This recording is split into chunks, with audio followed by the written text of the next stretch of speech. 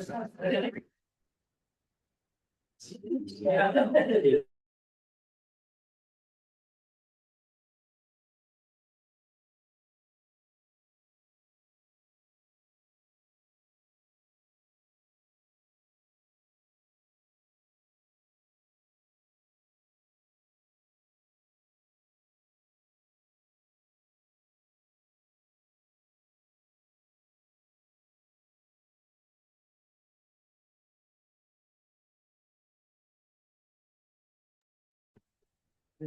Well, there's, as far as I know.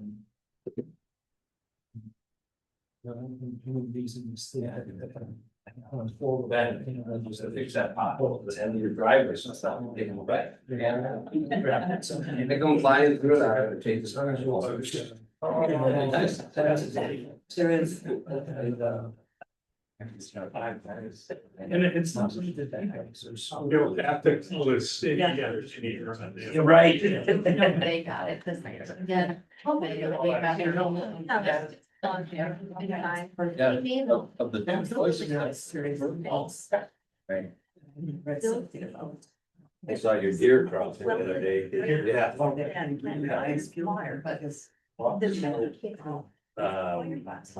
I was up Main Street and someone you did not. I don't know. One of those motorized bicycles here at the stop sign. And I mean, I didn't know. Right through. That's my discussion a couple months ago. What is the rule? I don't. They have a stop sign. And you're going through, they hit you when you do. Who's a phone? He's just said it would be the bicyclist. Well, the other thing is, you come to a cross where they have a phone line. And if somebody thought, I'm gonna be nice and I'm gonna stop. That doesn't mean that the 3 or 4. Or do it. It's the same way. And I know the person that had it killed for that very reason. Somebody stopped, put it through. Oh, my gosh, down. The other side. Yeah, the other side did. So.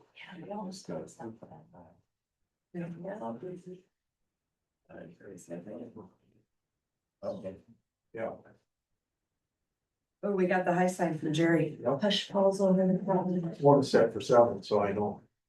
All right, good evening, everyone. I would like to welcome you to the Village of Landon Village Board meeting for Monday, July 13th, 2026 at 7 p.m. Please rise for the Pledge of Allegiance and we'll move any headgear. Allegiance to the flag of the United States of America and to the republic for which it stands, one nation under God, indivisible, with liberty and justice for all.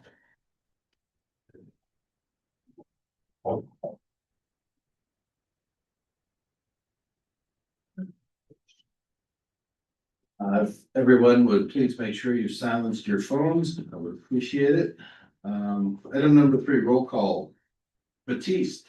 Present. Grenier. Here. Lake. Here. Moore. Here. Summers. Here. Willard. Here. And Yates is present. Perfect attendance once again. Statement of public notice. Has been posted. Thank you. Discussion of possible action on the reading correction and approval of the minutes from the 6/8/26 village board meeting.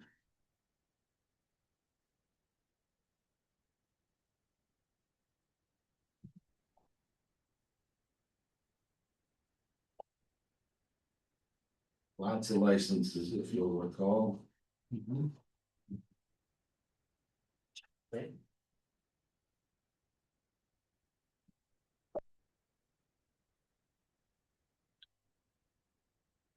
I will make a motion that we approve the minutes from June 8th, 2026 as presented. I will second. We have a motion and a second. Any other discussion?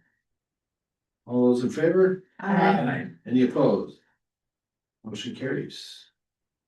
Item 6, committee reports, finance and personnel. We'll cover it under number 15. Thank you. Legislative. Oh, sorry about that. So there are a couple things that are in the works. Nothing on the agenda for tonight, but one of them is related to e-bikes and other those types of vehicles, you know, whether they be skateboards, scooters, things of that nature. The chief and I have had some dialogue on that. And, you know, he shared his thoughts, I've shared mine, and, you know, we're gonna talk about it, maybe have, council draft an ordinance or revision to the ordinance. Second to that is, Lannon has, there's been noted in a couple instances of, unwanted solicitation in, several of the, communities within Lannon, and, our ordinance does not specifically state solicitors, and, something needs to be massaged there to make an ordinance a little more specific to, solicitation. Great. Thank you. Parks, Rec and Beautification. Yes, we had a very nice successful dedication of the Liberty Tree on June 27th. There's pictures on my trustee Facebook page. Cars on Main is coming up July 26th. And then August 12th from 5 to 8 is National Night Out at Schneider Field. Great, thank you. Public Safety, Not at this time. Public Works, Recycling and Sewer. Okay, a couple items to update on. Last month, at the boundary pump, there was one of the motors that went out. Sussex went out, responded to the call and made the repair, but we do need to facilitate a replacement of that. It's a 3 to 4 week lead time on that motor, so we'll go ahead and get that ordered. That way it replenishes their stock, so that way they can respond in the future if something were to happen again. Our SCADA system is continuing to make progress. We are optimistic that we will have substantial completion by the end of July, and wrap that up completely in August. They did have to replace a flow meter out there and a couple other items, but overall, continuing to make pace on that. Good Hope Road reconstruction, they are kicking off the field work and the planning. The civil work, they've been out here doing some traffic studies, and the initial survey work out there. Still on track for physical construction that could start as early as 2028. There's a couple year span of when that would need to be completed by, but the good news is that it would be eligible to start as early as 2028 for construction. They'll probably do some kickoff meetings for planning, possibly in August, and then again in 2027 for the Good Hope Road reconstruction. Bonnie Lane, we are going to have a public information meeting on Wednesday, August 5th. That'll be here at 4:30 to 6:30, just to give information to residents that live on Bonnie Lane or in that neighborhood, or anybody in the community that has questions about the reconstruction of Bonnie Lane. So that'll be August 5th at 4:30. And then we talked last month about Becker Court and the repavement of that. It did get pricing isolated just to do Becker Court. I think that makes sense maybe to put that into our conversations that we have in October for 2027 budgeting. And then we were able to surprisingly get Waukesha County to come over and do a little bit of patchwork on the turn lane into Becker Drive. So thank you everybody for assistance with that and encouraging us to continue to press forward. I think that's everything for tonight. Great, thank you. Corey. No noise. No, no, it's all right. Just for any of the viewers that might be watching this or watch the recorded one, I have seen that it's been a bit of a surprise to some folks. There is a Facebook messaging thread for quarry blasting announcements that people can join. You just need to reach out to Tony Monticelli. They are the admins of that group, and he can add you to that group. So that you can be notified of any quarry blasting that any of the quarries are doing. They're doing a really good job of communicating with each other, coordinating and disseminating that information so that people aren't caught off guard. Department reports, clerk's office. Few things. There is no plan commission meeting this month, so that would have been on Wednesday. There is no meeting on Wednesday. Utility bills have gone out. They are due back, in the beginning of August. We have an election on August 11th, partisan primary. And, with the passing of County Exec Paul Farrell, there will be 1 or 2 possible special elections at the end of the year, November, December, that we're not planned for, obviously, and we will have to, work those into our schedules. So, some things we have to change and coordinate with court and things like that, but, we'll have more information, on those elections as well. That's all I got. Great, thank you. Police department. Monthly activity report has been submitted. I have to, again, highlight the good works by Officer Brenda and some of the arrests that she's made. This last month, she's out there really enforcing the laws of Wisconsin and the ordinances of the village of Landon. So we appreciate her hard work on that. A few things coming up, couple have already been mentioned, but the car show, Cars on Main, Sunday, July 26th, we're all set for that.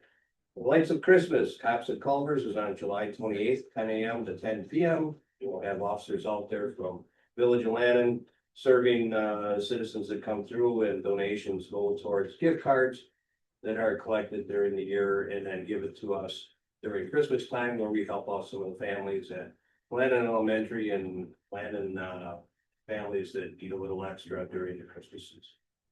Tuesday, August 11th at 5 p.m. is our burn camp bike night escort, New Berlin to Lutherdale down by Elkhorn, for burn victims and children that have been burned in fires. It's a really good camp for them. And then obviously August 12th, 5 p.m. to 8 p.m. National Night Out at Schneider Field. Just some things coming up.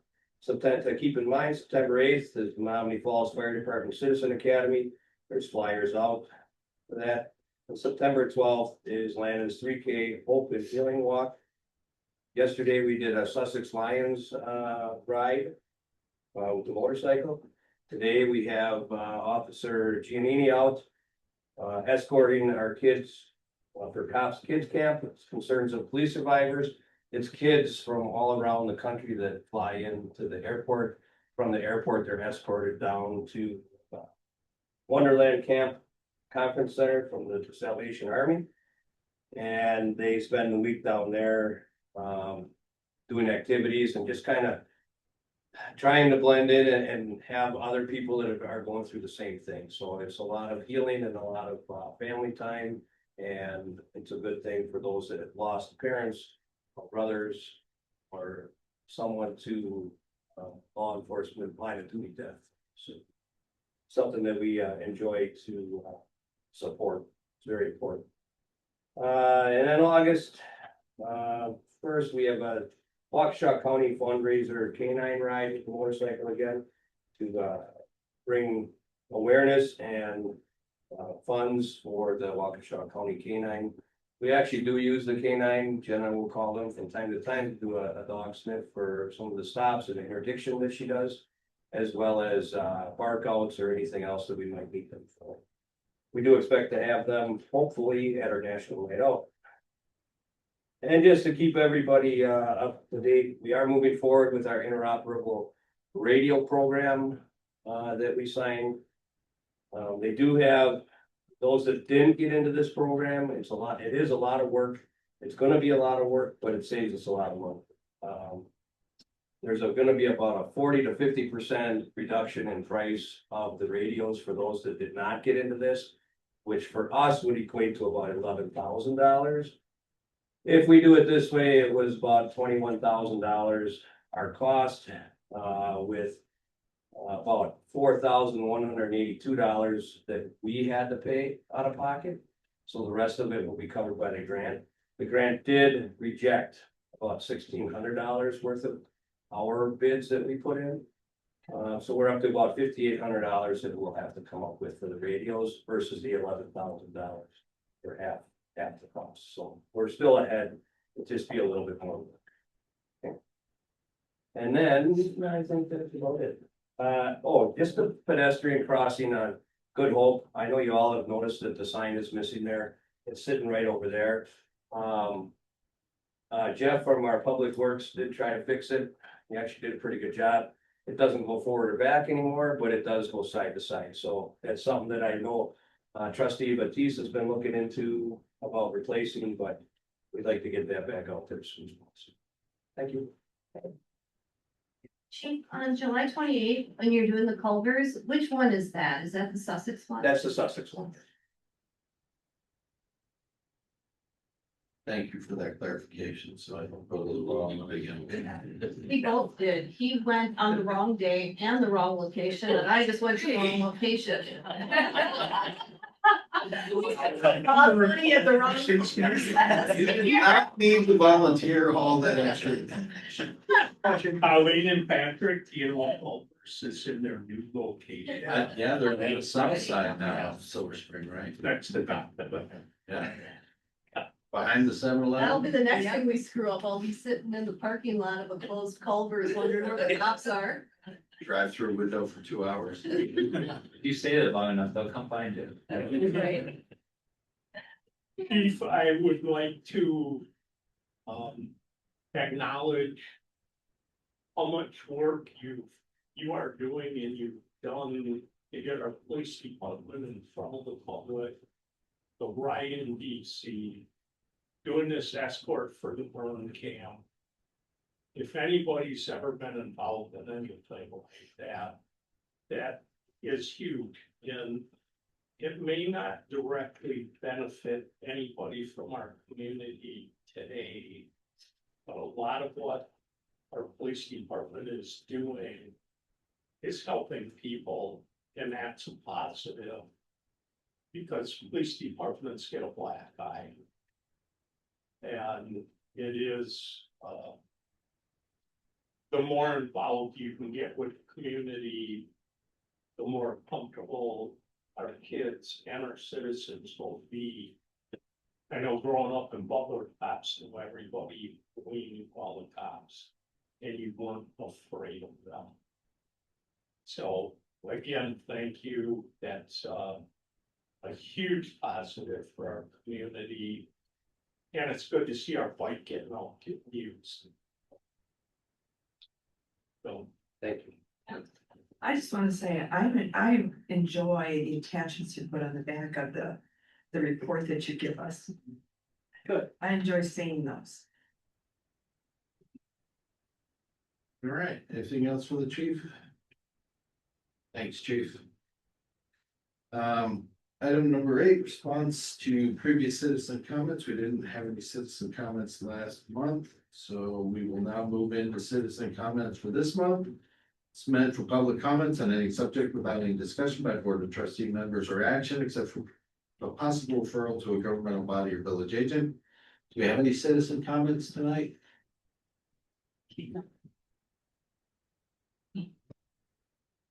I've got one where don't forget our car show. That is the biggest fundraiser for the Land and Lions and the Optimist Club.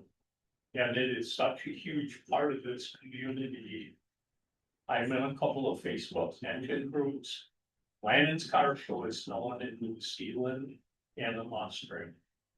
That's how big it is. Soren's Ford moved their Ford only show, which I used to come to the Atlanta car show and go to the Ford show. They moved their show. So another good thing for Atlanta. Yeah. have your name and address? Yeah. It's a good time. It's a good time. And as it was mentioned, as some flyers from Liz for the walk for hope and healing. I was fortunate enough to be involved with Liz the first year and helped her out. That and also Fire Academy. That's next month. Thank you, Patrick. You bet. Thank you, Don. Any other citizen comments? All right, we'll move on. Item number 10, discussion and possible action to approve pay application for bid construction for Jake's Park Path and Bonnie Lane reconstruction project.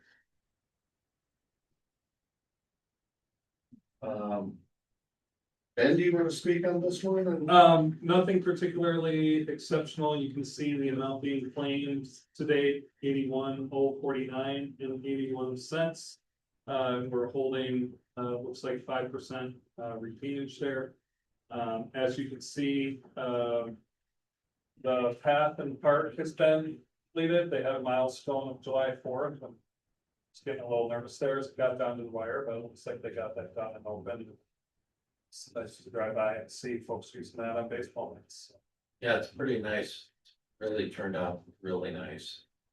I think it's a great improvement, really will help the usability and walkability of the park, for events like National Night Out and things like that, of that nature. I know there's a couple outstanding issues with the Lions Club sign that Benton is, has been tasked with tracking down, but, all in all, I think it's a really nice improvement.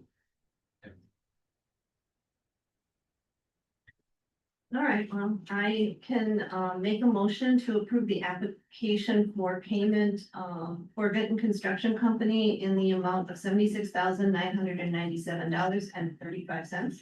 I'll second. We have a motion and a second. Any other discussion? I'll just mention again, the other piece of this project is gonna be that Bonnie Lane reconstruction. That's gonna be a pretty significant upgrade and much needed improvement for that area. There will also be, if you hadn't already heard, there will be ballasted water mains installed while we're doing that, so that those are in the ground and ready for any future expansions. That'll be coming up later this summer, soon. Yeah, soon. Any other discussion? All those in favor? Aye. Any opposed? Motion carries. Item number 11, discussion possible action for a temporary Class B for the Optimist Club of SLLB for July 26, 2026 for the car show. Should have a copy of that on your desk in front of you. I make a motion to approve the temporary alcohol and beverage license for the Optimist Club SLLB for the date of July 27th. 26th. 26. I'm sorry, amended to 26. I'll second. We have a motion and a second. Any other discussion? All in favor? Aye. Any opposed? Motion carries. Item number 12, discussion of possible action on approval of operators licenses. We just have the I one. think there was correct? one that was put on your desk tonight, yes. All right. So I would like to make a motion to approve the application for license to serve fermented malt beverages and intoxicating liquors for MIBs and BIBs. Brian Wiedenhoff. Brian Wiedenhoff. We have a motion. Do we have a second? I'm the second. Motion in a couple of seconds. Any other discussion? All in favor? Aye. Any opposed? Motion carries. Item number 13, discussion and possible action regarding a request from the Village of Lisbon on behalf of AMHC to consider water service to Willow Springs. So Dan from the Village of Lisbon did reach out to us. Brenda did let him know that it was tabled, but I think Ben was not here, but did provide some comments, that I think made a lot of sense, that the presumption would be that the mobile home park would initiate or engage in a professional services type arrangement with the Village of Lisbon, and then the Village of Lisbon would subsequently do the same with the Village of Lannon, which would then allow us to go forward with some more formal discussions and examination. Does that sum that up for you? Yeah, it does quite nicely. I brought some extra copies of the letter request from the operator of the Willow Springs Mobile Home Park, in case anybody would like to see a copy. I believe it was in last month's packet. But basically, this topic has been kind of on the radar for, I would say, over 5 years. That even the previous Lisbon administrator contacted us when we were doing our larger water project about the possibility of getting water over Willow Springs. So that was before the advent of PFAS regulations. The Willow Springs wells have tested positive for PFAS, and they're interested in abandoning their wells and getting on municipal water. I had an informal 30-minute conversation with them just about possibilities, and you know, they can get it from the Leeds property or Quick Trip south of the railroad tracks and bore under the tracks. Or the Village of Lannon has it at the roundabout at Town Line and Main, just up through from there. So they wanted some help just figuring out what option's best, and I advised both them and Lisbon's administrator Dan Green, the simplest thing, again, would be if they just executed an agreement with Lannon and we kind of treated it like a developer request. And we could just kind of work under an arrangement like that to try to quickly get them some answers. Of course, they're aware that Lannon itself is looking into adding capacity to its water system, whether that be an interconnect with Sussex or a new well, whichever the option is. But they know that Lannon is not able to serve them until Lannon figures that part of it out. So this just basically, they're aware of that, and this kind of gets the ball rolling and kind of evaluating some alternatives for. Ben, have they looked into the state of Wisconsin? There was, I think it was the legislation, I had read it someplace, and I was in that seminar that you mentioned, Hector. Have they looked into that money that the state of Wisconsin is offering to locations that have PFAS in their water? Yeah, I generally think they're aware of it, and when I talked to them, I mentioned to them that they might be eligible for funding, et cetera, et cetera. Their response was, if so, great, but we've got to solve this problem no matter what. And they're just looking for some serious answers on kind of what their next moves could be. Well, I guess I realize they have to solve the problem, but I'm not so sure that we have the capacity to add them on, number one. Yep.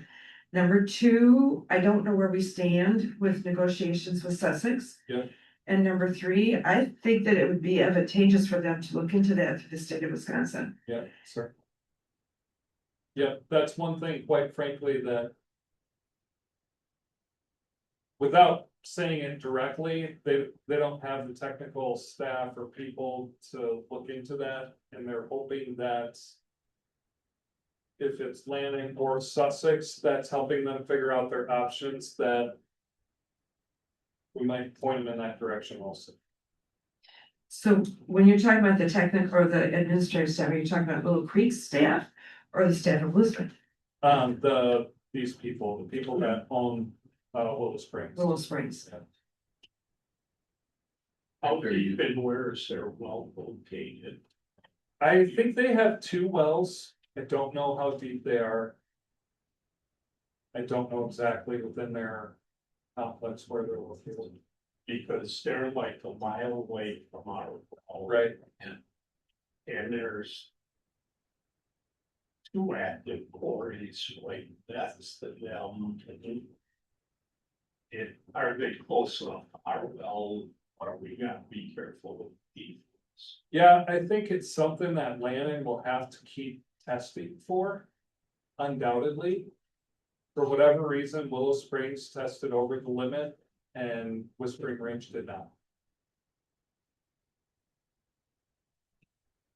You had a comment, Hector? Yes, as assuming that Lisbon enters into a professional services agreement, I would strongly recommend that part of the due diligence that the village do through the engineering firm of the village is to inquire of the PSC what their current position is and interpretation with regards to two issues.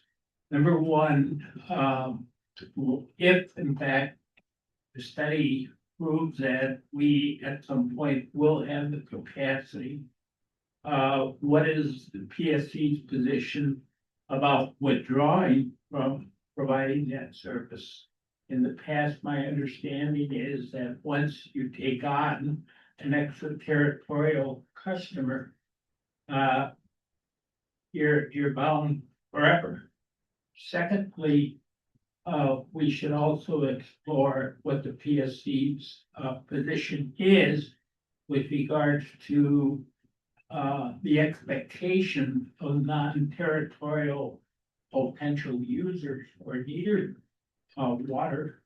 Where do they stand if the precedent is established to provide service outside the corporate limits of the village? Say hypothetically, there's a developer who in another community wants to develop but cannot afford the extension of water from that community, even though it may have it, or basically sink a well. Then the village put itself in a bind with regard to the precedent of making itself available to service non-village territory.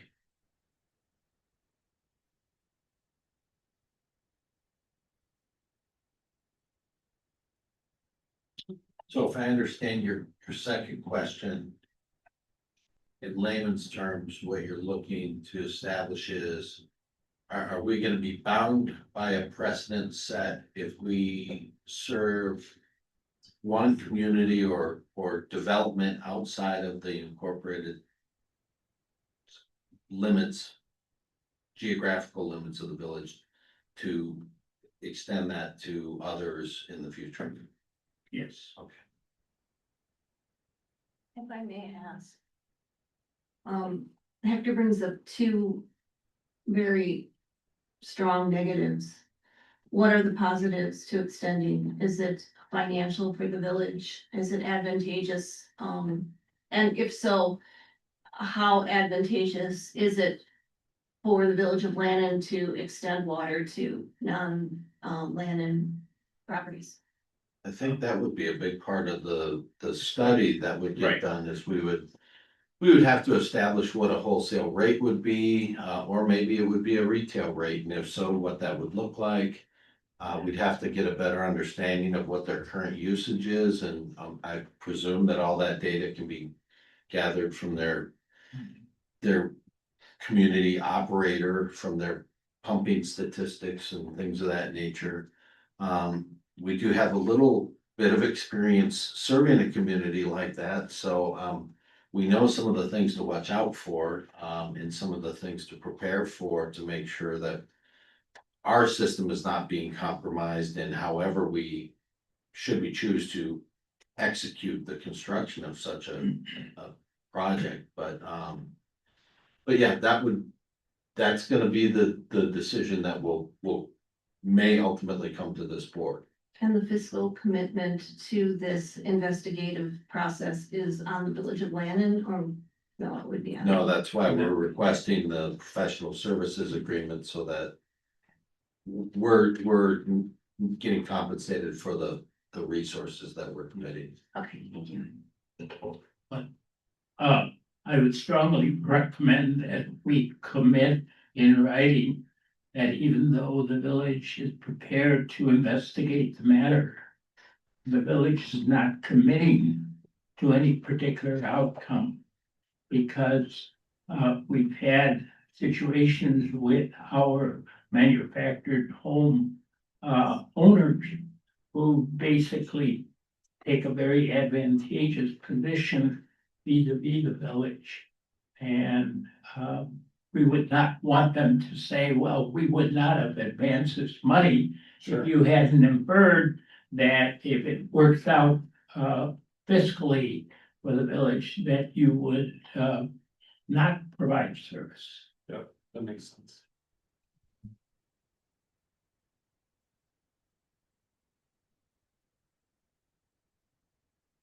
So I don't know if we need, a motion necessarily on this particular topic, other than to possibly table it to a further meeting, but I do think that we should,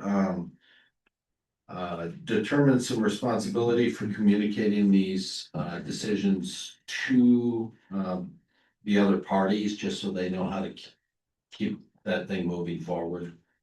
I think, Mr. Wood, you're probably the likely candidate for those discussions. Sure, yeah, and I think, you know, they would execute this professional fees reimbursement, they would.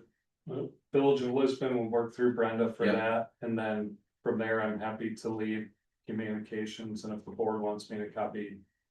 Anybody, I would be happy to do so. Yeah, great. Another subject that came up related to that, in June's meeting was that, would it be one user for Willow Springs, or would it be individual users? If we would do it similar to land and estates, and that issue is presumably we would do the one master meter. And they would retain ownership of their private water mains and private pipes. And we would make sure to spell that out very clearly. Yeah. Like that's part of what Hector is driving at, with being clear with our intentions up front. But then, yeah, we would not be metering individual units. And our agreement would actually be with Lisbon and not the community, Correct. and we would require backflow prevention. Yes. So would it be, do we know that it would be with the Village of Lisbon, or would it be I- with the management company? Yeah, Similar to so- what we do here. Here's the thing with water utilities and sewer utilities. The boundary of your utility can be different than the boundary of your municipality. So I think we'll be working with Lisbon up until if something happens, but once that master meter would go in, then that would be our customer, just like, you know, Mibs and Bibs is our customer, or My House is our customer, or whatever, you know what I mean? They would be part of our retail billing system. The concern, I believe, that trustees had in the course of that discussion is that if the operator of that manufactured home facility gets a bill for $100 for water, what is to preclude that operator from charging $150 to the individual resident? No, that's And that's part of the problem with what's happening down here, right? And the PSC does not regulate or monitor or get involved in that, to my knowledge. And what's worse than that is I have a constituent in that park. Who I've been to her house, I've looked at her sediment, I've looked at when it rains, her water turns muddy in her faucet. That's the one that we had emailed about last fall.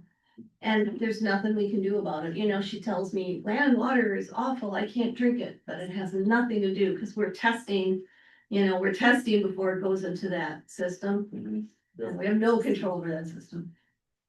And all they know is that they can't drink their land and water, which is not fair, but. And they think, I think a lot of them, at least initially, thought that we were the ones jacking up the water rates. Exactly, right. When they don't realize they've been paying the same rate the whole time. It's the park owner that's jacking it up.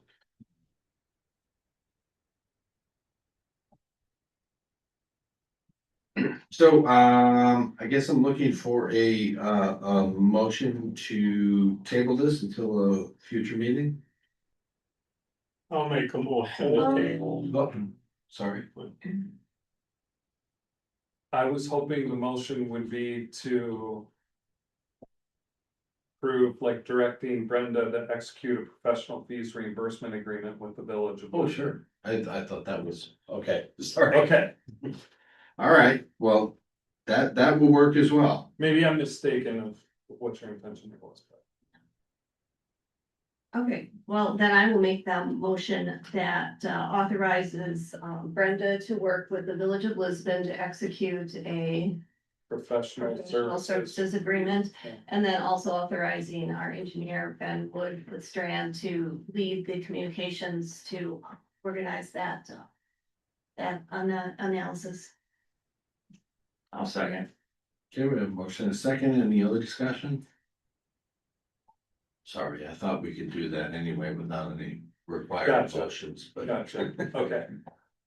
But doesn't hurt to memorialize it. Does this make them feel like we're leaning towards giving it to them, water giving it to them? I think to Yes. Hector's point, there's probably an implication that we wouldn't be taking their money just to tell them, sorry, we can't do it. But it is kind of a commitment. What I told them is, we would look at the options, see, to your point about capacity, what's the time frame? What would have to happen in Lisbon Land's system before we could serve them? Things of that nature. So it was just kind of, honestly, in my conversation, they started to ask those questions. And it's like, I don't mind talking back of the napkin kind of schedule or numbers or whatever, but if you want something official in writing, you need to pay us to investigate that and give you an official answer. So that's kind of where we're at. And we need to strongly get them to look into that PFAS. No. Yeah, certainly. Cause there's a lot of money. I think it's like $81 million is sitting there. With the Yeah. state of Wisconsin to be used for that. Yeah, it's a big number. It's I a don't remember huge what number. it is either. Okay, any other discussion? So then presumably 2 or 3 months down the road, then we would come back and here's the investigation that's been found. Here's where we're at. Now we make a decision on whether to serve or not to serve. Yeah, or what the next steps are. I'd imagine it would be like a big, like the decision. But each decision is gonna get a little bit bigger of like, okay, the next decision, if it's possible, would be to start drafting an MOU or an agreement or something to that effect, and then that'll come back, et cetera, so. But quite honestly, we're going to look into, if Lannon is not a viable option, what other viable option might they have, like. Just being real direct about it, probably update some pricing for them on what it would take for them to drill under the tracks and just go to Sussex. Too, just so that. Everybody's kind of going into it eyes wide open. Did they give any indication of whether or not a new deep well with treatment, was that just out of the question for them? I think that was out of the question, but I don't recall. It's been a few months. Yeah. I got kind of more of the impression, and the conversation reminded me of where we started with Hamilton School District, where they were just like. Maybe we could take care of it, but we don't want to be in the water business, like, rather. Just get municipal water and not have to worry. Yeah. Okay. Any other discussion? All those in favor? Any opposed? Yeah, that motion carries. Item number 14, discussion and possible action regarding landscape reviews under OT's contract. If you'll recall, I was under a misconception of what we were considering as the cost to complete the assessments as we had initially ventured to do, where we were going to have them actually go through and do all of the newer communities in the village of Lannon. That was prudently questioned by some of the board members, as to the value of doing that. And the conclusion really that we came to, if, correct me if I'm wrong, was that there's probably not a lot of value of doing that in some of these communities. It's probably more applicable and appropriate to do this for some of the newer communities that are still being worked on, which really at the time, only includes Stonewood Trail condominiums. There is a proposal on your desk, an updated proposal on your desk. For a cost to do that, when it is an appropriate time to do that assessment, they're still plugging away over there, but I believe they're putting the last couple of foundations in right now as we speak, so. And that total price, proposed price is $3,300. Come in and do that project assessment at the end of that development. What was the valuation of the budget that was proposed or discussed last month? Is it like 6,000? It was like 50, I thought it was like 5,500, something along those lines, and that was what thought he was saying the additional ones would be. And that was clearly not correct. Okay, so because this one's 3,300 just for one community. And last month it was 50 whatever for multiple. That was what I thought, yes. So I believe that I misunderstood what the proposal included. Okay. And so when we had the opportunity, or when we went back after the meeting and I questioned it, we got some clarification, and then I indicated, well, how much would it be just to do this one? Okay. Okay, so last month, the rationale behind it is because it provides landscape accountability to developers. Well, in this case, to trustee Batiste's point, it's only one developer. And so we find that they haven't planted 5 trees. Right. So we have to probably use Hector to motivate them to plant those 5 trees. What does the village get out of this? Right, so I think what we get out of this is we get somebody that's doing a post-development assessment and then comparing the proposed landscape plan that was provided as part of the development agreement. That is our evidence, basically, to support our case, that what was approved has not been installed.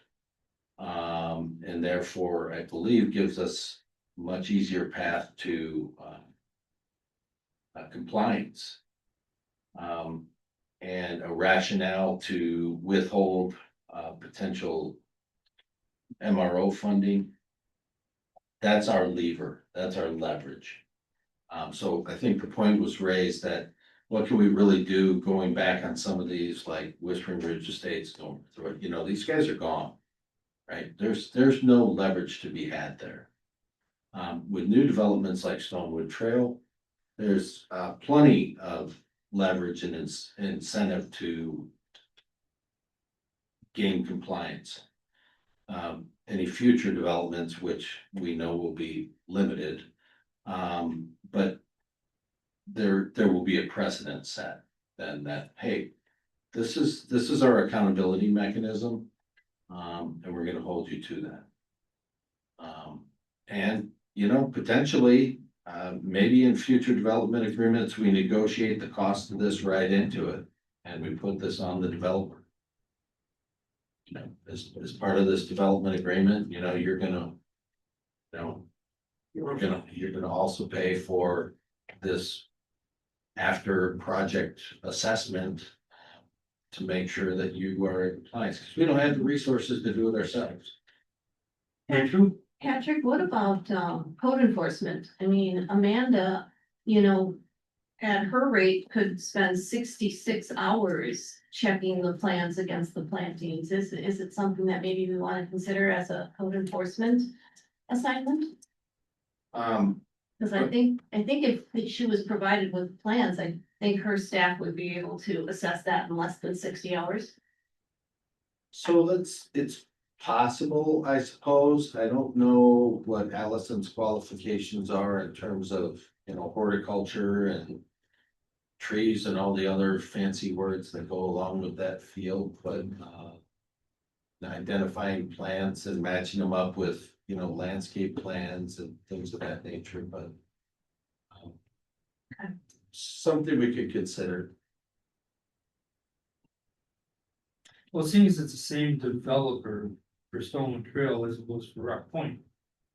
You know, it wouldn't be as big a stretch for me if we could include Rock Point in that review. They did Rock Point, They did? did they not? I think they partially did Rock Point, just going back through the email chain here, but. I have concerns about the landscaping in Rock Point. Yeah. About particularly whether or not the stuff over at the intersection of Custer Custer. Main Yeah, was ever done. right.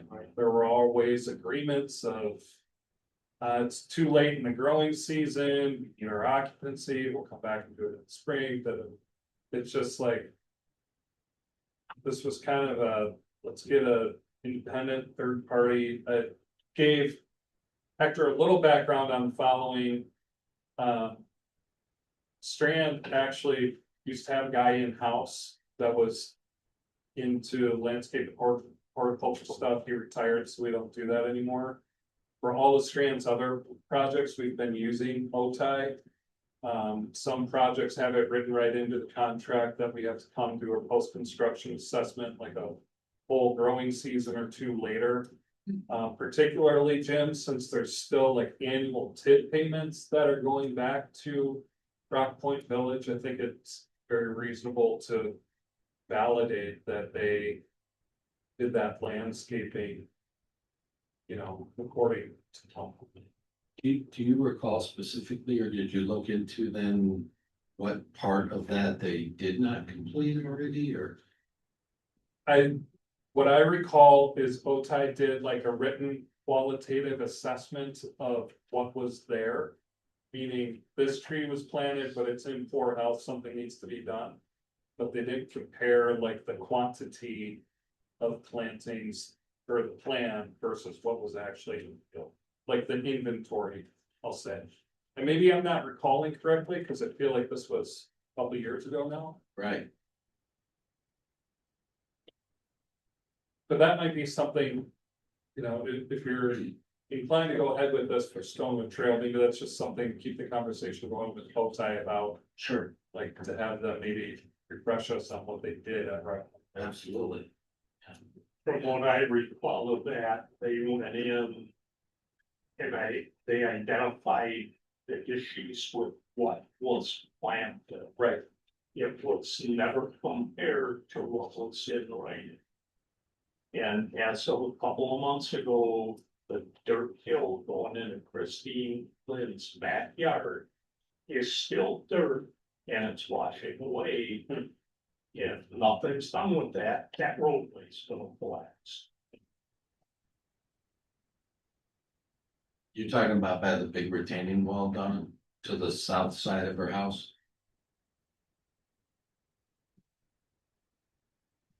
That would be the southwest corner. Yeah.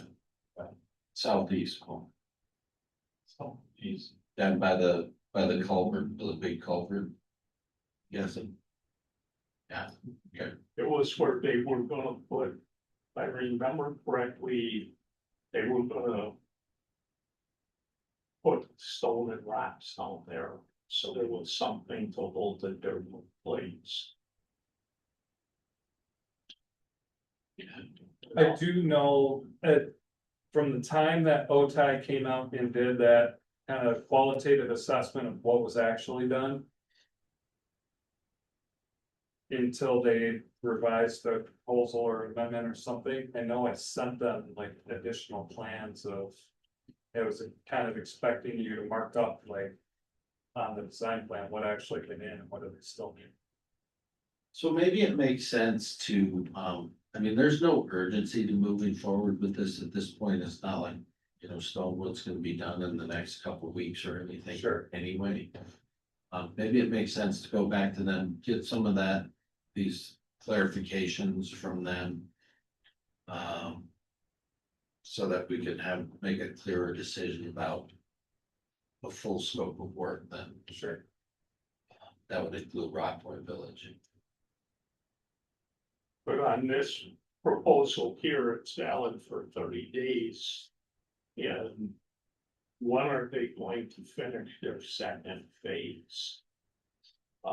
Do we want to get into this agreement now and have it actually perform this at a later date?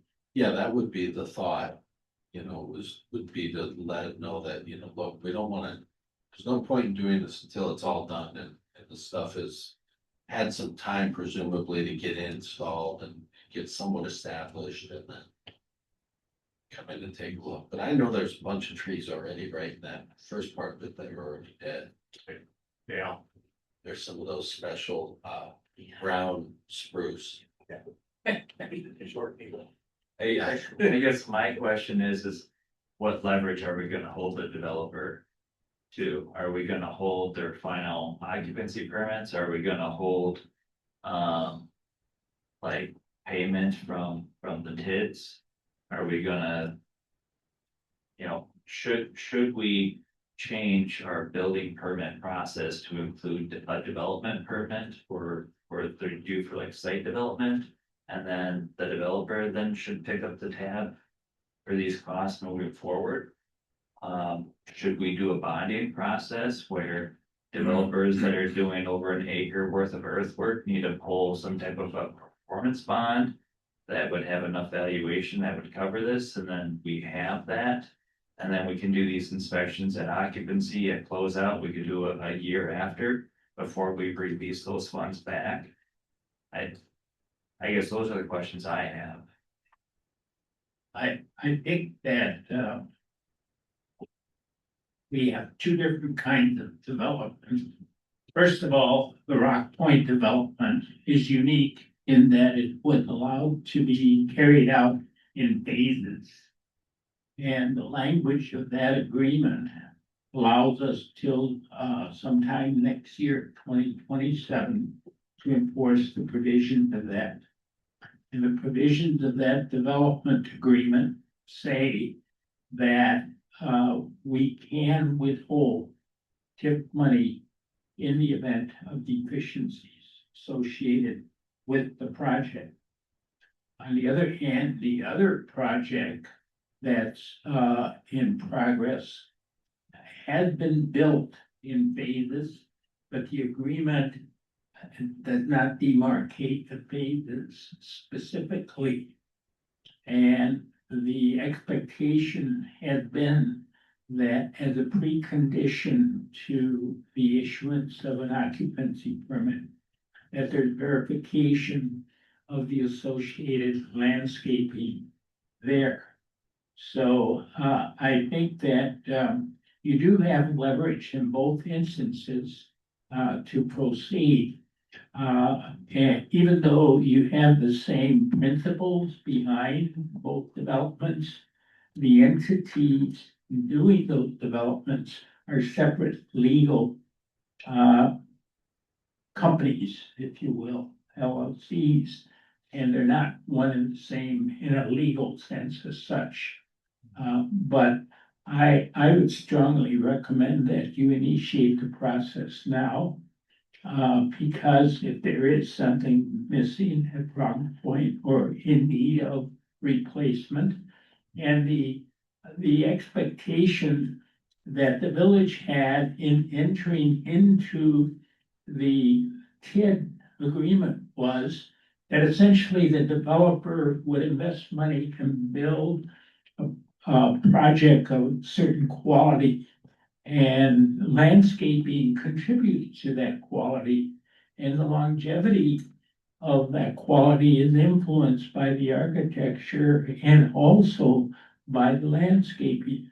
So in that sense, it is not a situation where the train has left the station. There are several trains coming down the track, but the schedule runs out in 2027 for Rock Point. Is there a similar concern for Overstone? I don't know the situation with regards to the landscaping I mean, situation. You can tell from the road, they've got that big beautiful berm with outcroppings in, you can tell there's some dead trees in there, etc. It's just at a point of. You know, at what point do you? In that case, that development's been turned over to the HOA, you know, who are you holding accountable anymore? Is it a maintenance issue with the HOA? Is you know, just somewhat hypothetically, you know, if we approved a landscape plan 10 years ago for any business here on Main Street, do we come back at some point and check that? It's just kind of like a how far back do you go kind of a question. And I don't know the answer, but my opinion is with the ones that still have TID payments going, it probably makes sense. From my standpoint, that particular development faltered in getting started due to no fault of the village, but rather the developer. And I don't see that the village compromises its position by pressing the point. Because after all, the village is intended to be a third-party beneficiary, even though the agreements decline that. Whenever it approves a particular development. And the village there specifically made concessions to the developer to allow the developer to build it at its pace such that it could sell those particular units. And if in the course of doing that, the installed landscaping has failed, the project itself isn't completed. And even though it may have been turned over to the HOA is an organization that runs the whole project. And depending on how they've structured it, even though the HOA may be in control, the developer may still be in control of the HOA. And those are things that should be explored. As a point of clarification for Overstone specifically, some of the dead trees you're seeing may be in the conservancy, which had nothing to do with the development process. Additionally, some owners purchased more trees, so there's additional plantings that were not even in the original plans. Gotcha. Mhm.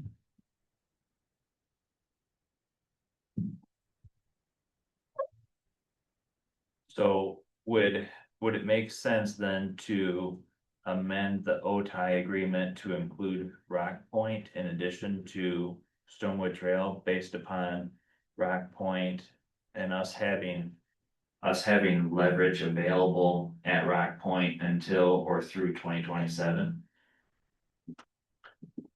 That's kind of where I was going, but I think the group would prefer to know what, if any, additional costs are associated with that above and beyond what's proposed here. So I think that's why I was suggesting maybe we want to get clarification from them and a better understanding of what our potential cost outlay would be to complete that to the level that we expect. And Whispering Ridge North, I think they're building the final house in that community. I don't know if that association is HOA run, I believe the developers turn that over to the HOA now. So I don't know if Whispering Ridge North, if we still have any opportunities or even cause for concern for any of the landscaping or streetscaping that's in that part of it.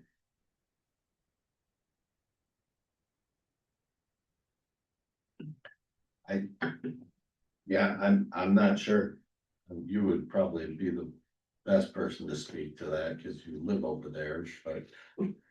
I mean, I drive through there every now and then, but I admittedly, I haven't looked at that. I'm usually looking at more at like, how many empty lots are there? What's the progress on any construction?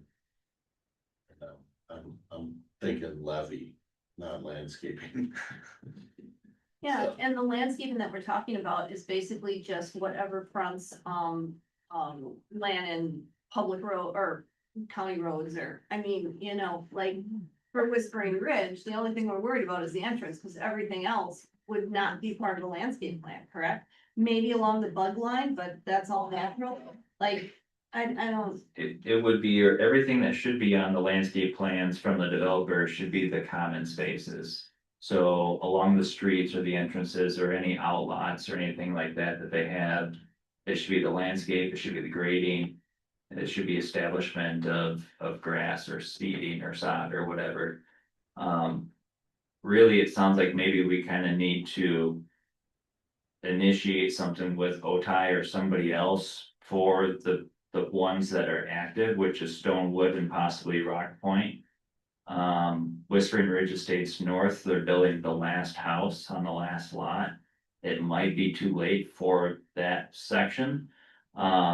I don't know, because I live in Whispering Ridge Estates, there's 3 separate HOAs there. I live in the middle one, which has been built out for 6 years, 7 years, I think. And so I don't know what the status is on Whispering Ridge Estates North. I believe it's been turned over to the HOA to manage. So I don't know what leverage we'll find in pursuing that. Activity. But I think there's merit for. we tend to be kind of reactionary, so Stonewood, obviously, you drive past Stonewood and you know that they're not in compliant, and I think that's where this started from. And I do agree that we add Rock Point in, since we have very little leverage and a narrow time frame for that. So would the motion be to ask them to update this quote to include, the final closeout analysis of landscape installation and maintenance at Rock Point? Would you like that motion, Patrick? Well, Cause I don't think we can take action on this. This is only Stonewood. so, I mean, Or we could. do you initiate this one for Stonewood and then bring one next month for Rock Point? And Ben had a comment. Right. If you were willing to, I'm just guessing, like if Stonewood's 3,300, like, would you authorize the village president to do something like get an updated proposal, and if it's under a certain dollar amount, like if it's under 6,000 or 7,000 total for both, you just go ahead and execute it, or just come back? You had mentioned about refreshing their previous study, which was possibly 2 years ago. Yeah. You know, maybe that could be a little less expensive alternative. Good point.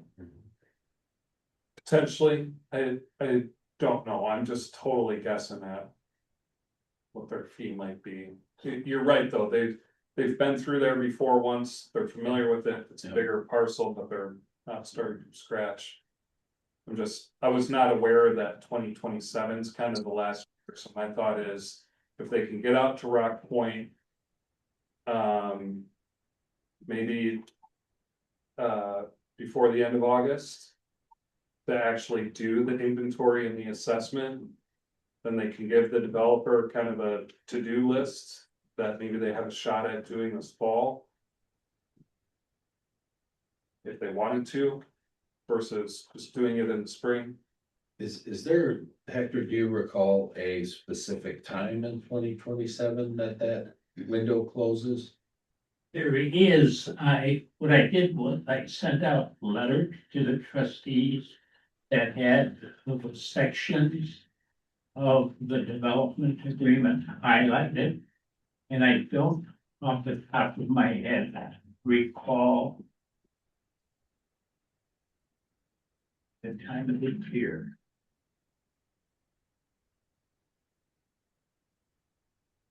But 2/3 of the way in with regard to landscaping.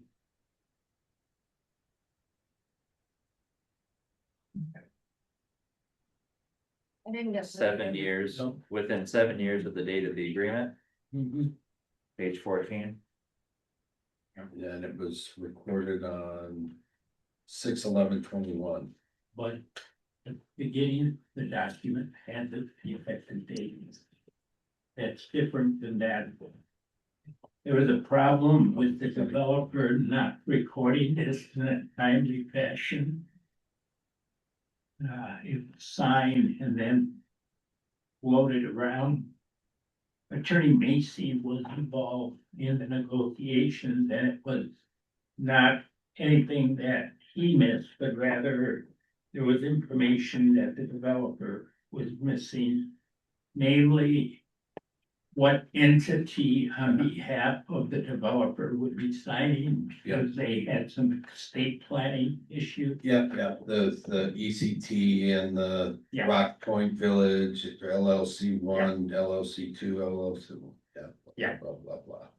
Which is kind of why I brought up the question is it even worth pursuing with all the different LLCs that are created for the developer? Well, they're Because still who are we holding receiving accountable? funds. They're still receiving funds. So those- as long as we can And- hold that as leverage, then And there is I'm a game for it. provision in there, which I highlighted also about the withholding of the TIP funds.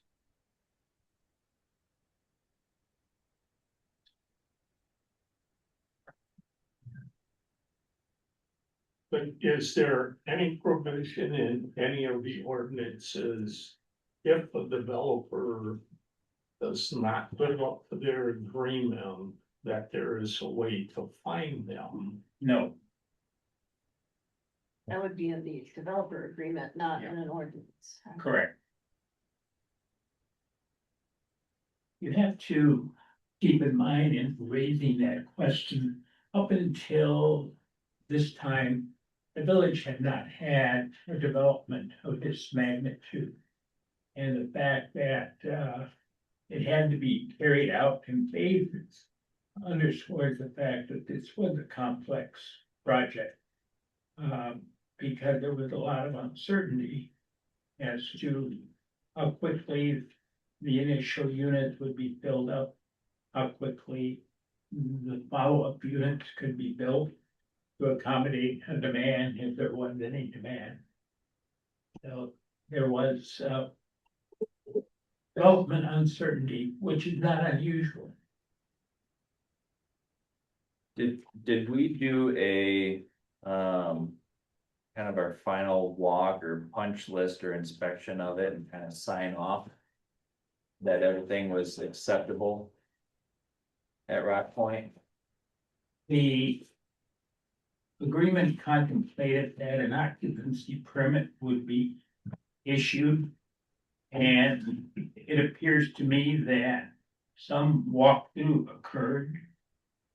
What the scrutiny was with regards to the landscaping, I think depended on when the requests were made, because if a request was made in November, it would not be reasonable for the village to be expecting certain kinds of plantings to be in place. And again, the village elected to have Attorney Macy be involved because the developer felt that I might not be as familiar with the process that the developer had followed in the village of Sussex. And the village felt that that was a reasonable basis for bringing in another attorney to move it along. And he did a very good job for the village. I don't believe the final like punch list walkthrough relative to landscaping was ever completed. There were several walkthroughs to address specific areas and things of that You nature were there, with that with was, the developer and Don and. I think that was before their phase 3 was done. that would Right. have been like, I believe November of 22. Ron, you were there. Ben, you were Yeah. there. Patrick, I think you were there. Mike Grimm was there. And he was given a lengthy list. One of them was he had to finish the dog park because my backyard was being used as his dog park. But I don't remember what was all in there. It had to go back. and I look have that those up. notes, but I pretty distinctly remember that phase 3 was not. It was not, I think it was partway through phase 2. Maybe. Yeah. But Well, that's, And there were some additional walkthroughs for phase 3 with Warren, I believe, right, that lives up there on the corner of Custer. and- That was not a like completion punch list. No, it review. wasn't like an official. That was like hey, these berms are gonna. Can't be built according to plan, what kind of alternate would the village accepts? And I think that's, you're narrowing in on kind of what was. Right. You know, that was never resolved. So are they gonna be surprised when we tell them that they're not up to snuff at Rock Point? I don't think so. Again, this has been going on for, and I mean by this, I mean this kind of OTI scope of work. Are we doing it? Are we not? It's been going on for a couple of years. And I Okay. kept Kevin Sawall apprised of like, hey, we're hiring a third party. And this would have been over a year ago. He was like, great.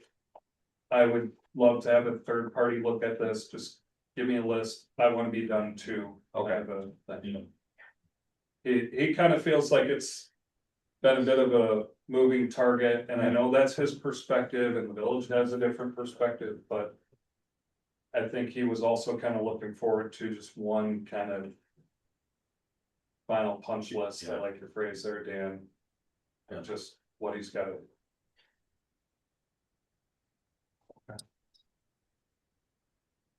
I'm sure he's since forgotten altogether, so will he be surprised when I bring it up again? Probably. Yeah, I mean, they're pretty busy with numerous other projects, I believe, so.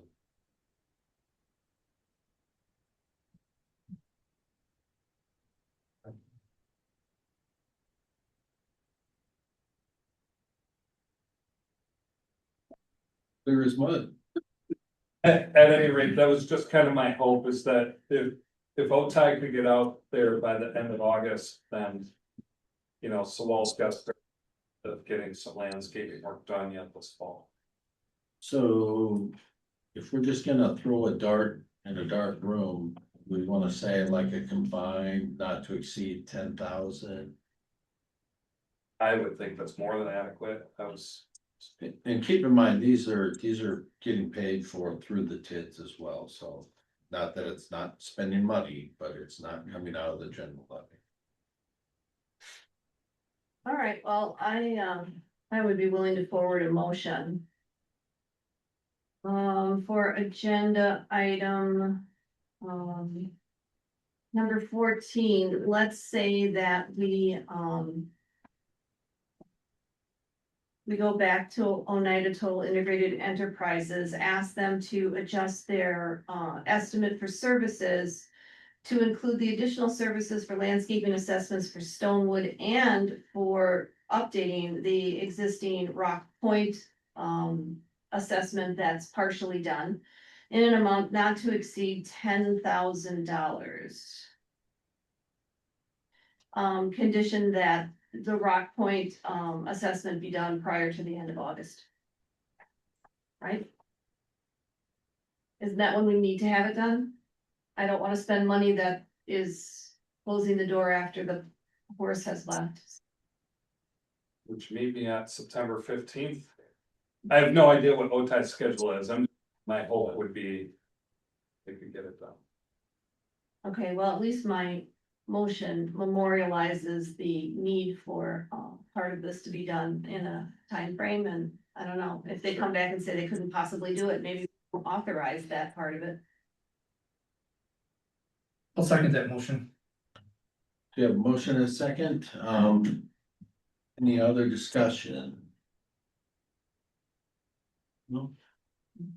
Okay, great. All those in favor? Aye. Any opposed? Excellent. Thank you very much for all your thought and consideration on that matter. I think it'll be good to get that moving forward.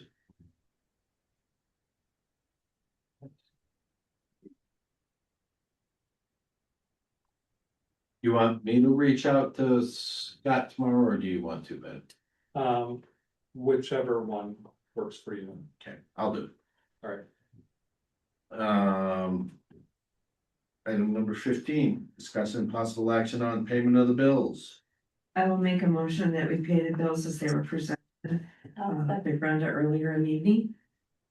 I'll second. Motion and seconded. Any other discussion? All in favor? Any opposed? Motion carries. Item 16, engineers report. I actually do have several items I would like to just give you quick updates on. For one, I think MSA's community-wide bike and pedestrian plan is now completed, and I just wanted to extend a thank you to committee.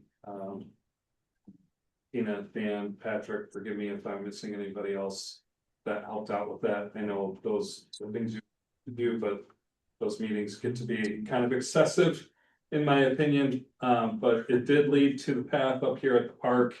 And there's a couple more grant applications that were submitted for future path work. So it's great to see some action come out of that already. Ryan is very communicative. Yes, it is.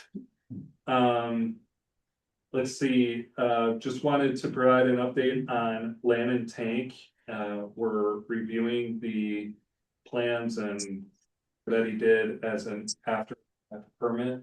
So just know that we're kind of working through and providing our comments back to building inspector on that. The Public Service Commission annual reports, most of you know, we received notice that is we did not meet the filing deadline for that, but I've been keeping them updated. I've gotten my information over to Baker Tilly. I'm waiting on Baker Tilly, and we're just kind of communicating that status back to the PSC. So that's kind of what's going on. An update on the investigating a interconnect potential with the Village of Sussex. I did talk to Christy DeMaster from Trilogy Consulting. She has an information request to Sussex, and to me, she's hoping to have kind of some draft, at least potential rate impacts for that alternative, kind of toward the end of the month. So just know that that is kind of getting going again.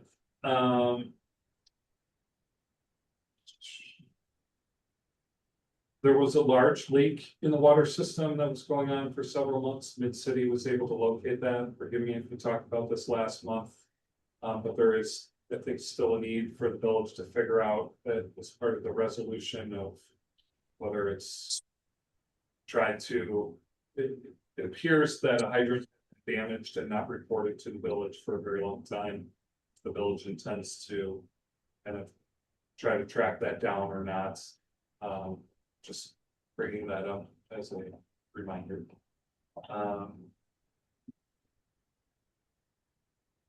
Patrick had asked me about a month ago to reach out to both the village's financial consultants that I've worked with in the past, Ellers and Trilogy, about reviewing the potential need for a sewer rate increase. I asked them to have proposals back in time for the August board meeting. So just be aware of that. In short, I don't think the sewer rates have been touched the entire time I've been village engineer. There was a major change that needs to be reviewed, and that's before most of the people were on metered water usage. Most folks were just billed a flat rate for their sewer usage. But since most people now are on metered water, sewer usage is also based off of metered water usage, so there's been no review of whether or not those numbers are adequate, et cetera.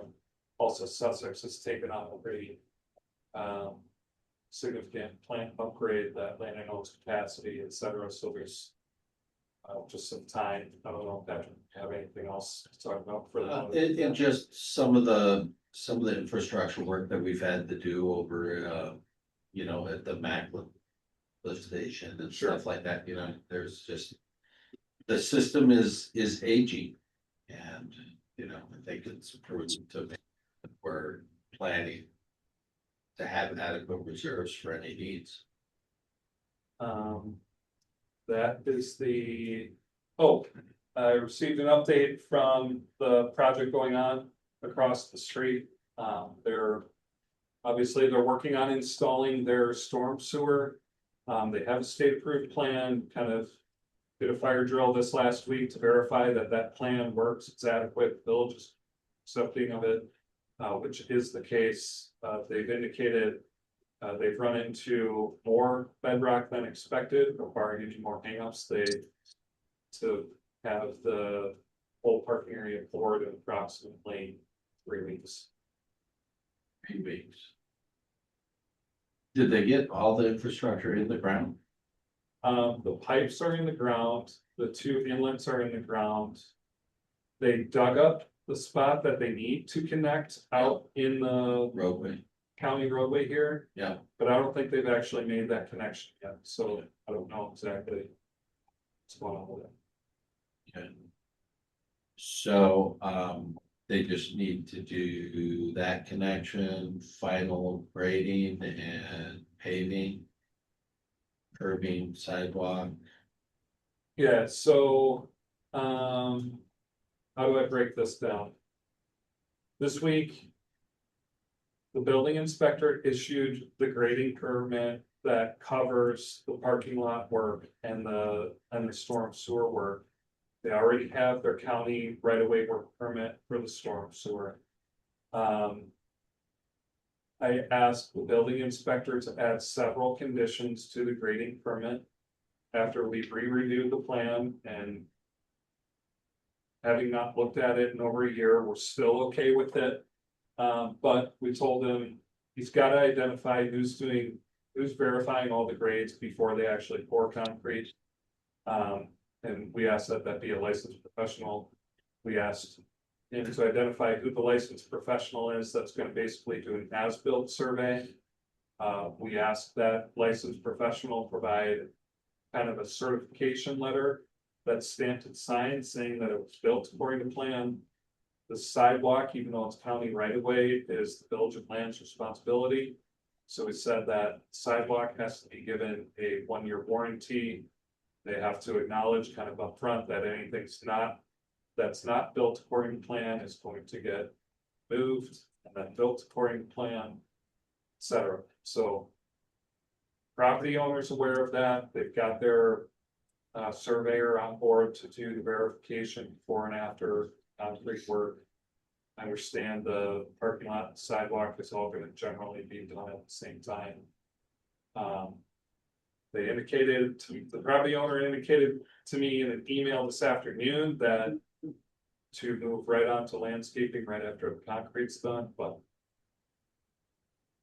I also caution them I'm gonna have to go dig up my notes of the conditions of approval from May 2023. See if there's anything else that needs to be done there, so we'll see. And we talked about expenses, all that stuff, right? So that 3-week schedule would include the patching of the road that they opened up. I don't know if it includes the patching of the road or not. that road is, I think it's 7 inches of asphalt on top of 5 inches of concrete. So I gotta believe that it includes the concrete patch on top of that, but if the asphalt gets done at the same time. But it's all in their final occupancy, final inspections, everything has to be restored back to previous Yeah. conditions. That in particular is part of the county right away permit.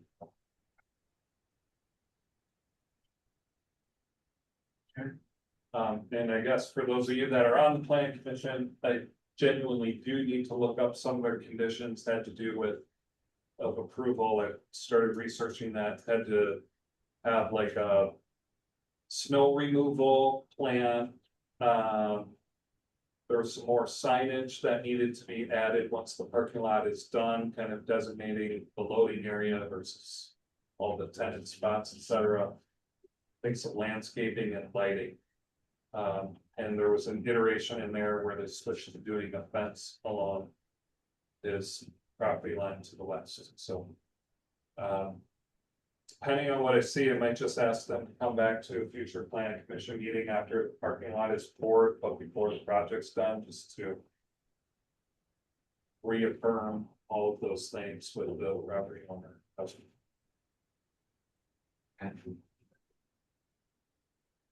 All right, thank you, Ben. Can I ask a question? Sorry. Do you have any update on the grant applications that we did for the safe routes to school? I do not have an update. I know MSA applied for those, I don't know. Didn't we apply for one separately through like DOT for like Land and Road and Good Hope? Cause I. Oh, yes, That correct. was the late one, yeah. And that was supposed to be like a June or July turnaround. Yeah, you're right, you're correct, thank you, that's something I can check on quick.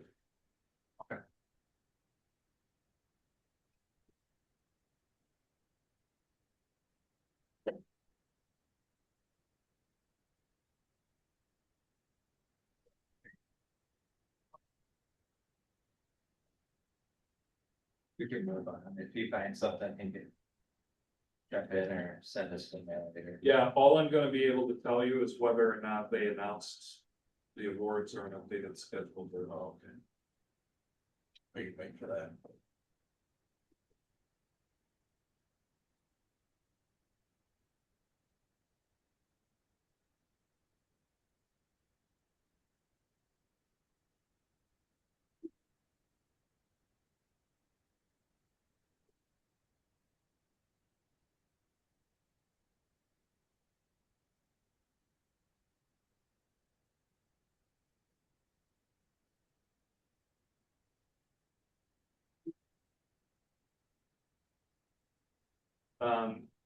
They have not been announced yet, but their website still says awards are approved and announced May or June 2026.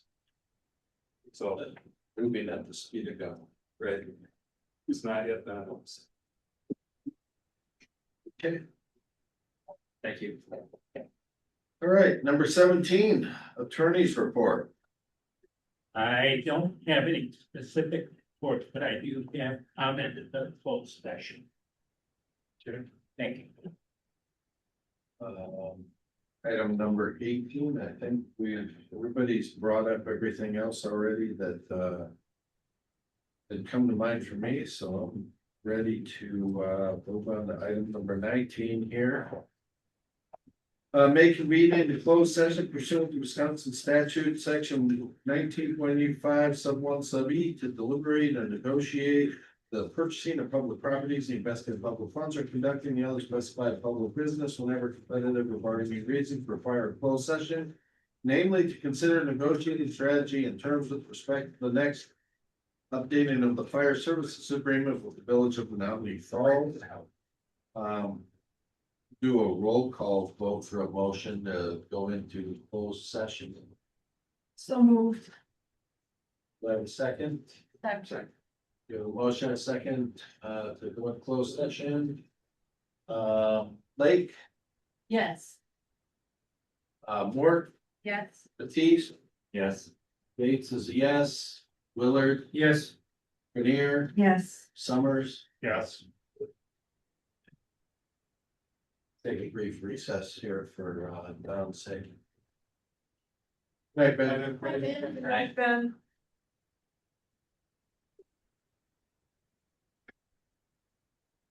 Frank, should I just, end the meeting? Yes. Since all we have left are the Yes, closed that's sessions. the closed sessions, yeah, That's gonna be a lot of recording otherwise. yeah.